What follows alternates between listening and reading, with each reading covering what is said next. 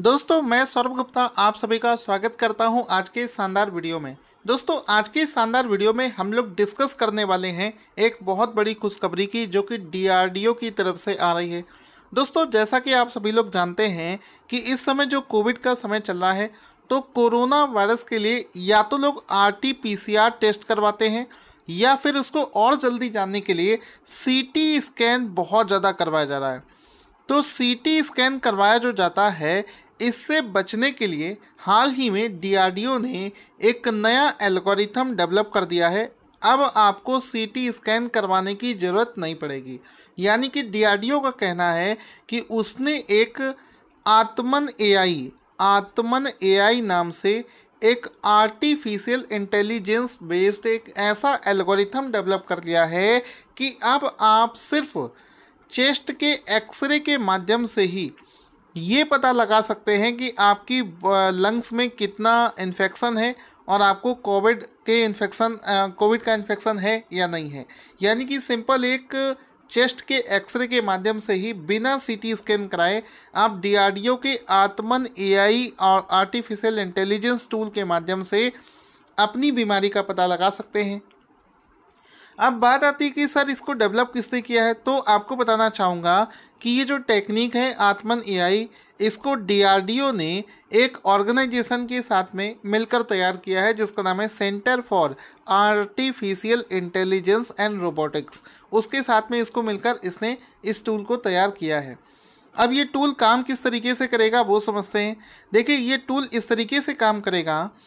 कि जब भी किसी पेशेंट को ये डाउट होगा कि वो कोविड से इन्फेक्टेड हो चुका है तो उस केस में क्या किया जाएगा कि वो अपना चेस्ट का एक्सरे करवाएगा और जब वो चेस्ट का एक्सरे करवाएगा तो चेस्ट का एक्सरे करवाने के बाद में इसका जो इनपुट होगा, चेस्ट के एक्सरे का जो इनपुट होगा ये डीआरडीओ के द्वारा विकसित आत्मन एआई जो टूल है उसमें इसका इनपुट दे दिया जाएगा। इनपुट से जो रिज़ल्ट आएगा उससे उसको देखकर डॉक्टर्स जो हैं आपको सलाह दे सकते हैं कि आपको आइसोलेशन में रहना है या फिर फर्दर आपको आरटी-पीसीआर का टेस्ट करवाना पड़ेगा।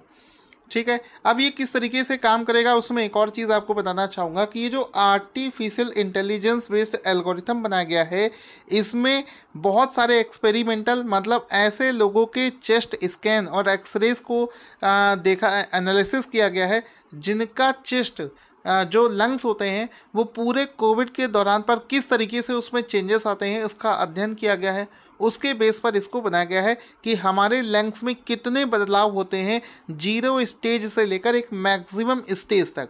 तो ये जो बदलाव होता है उसको स्टडी करने के बाद में डीआरडीओ ने इस टूल को विकसित किया है जो कि बिल्कुल सही तरीके से और इसका एक्यूरेसी का परसेंटेज भी मैं लगभग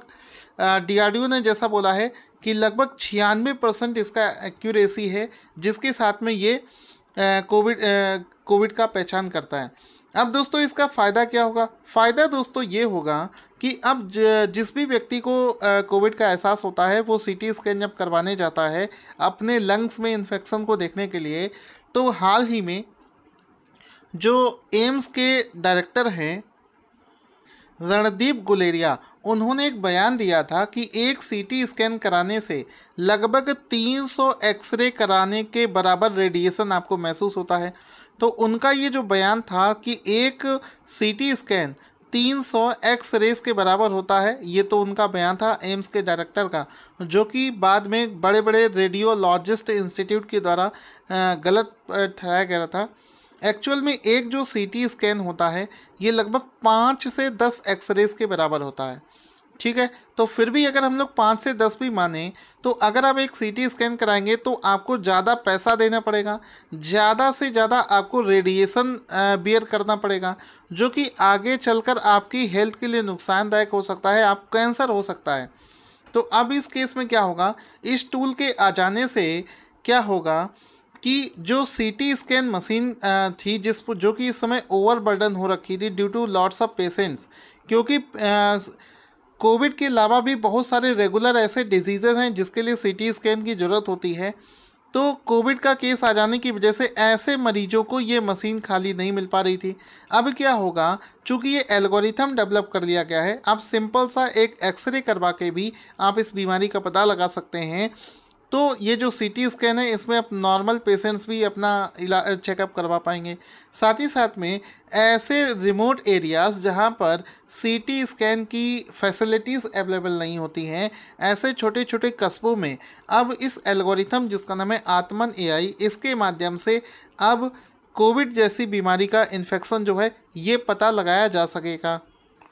तो आई होप आपको वीडियो पसंद आया होगा। इसी तरीके के और भी शानदार वीडियोस देखने के लिए हमारे चैनल को सब्सक्राइब करें और इस बेल आइकन को क्लिक करना ना भूलें।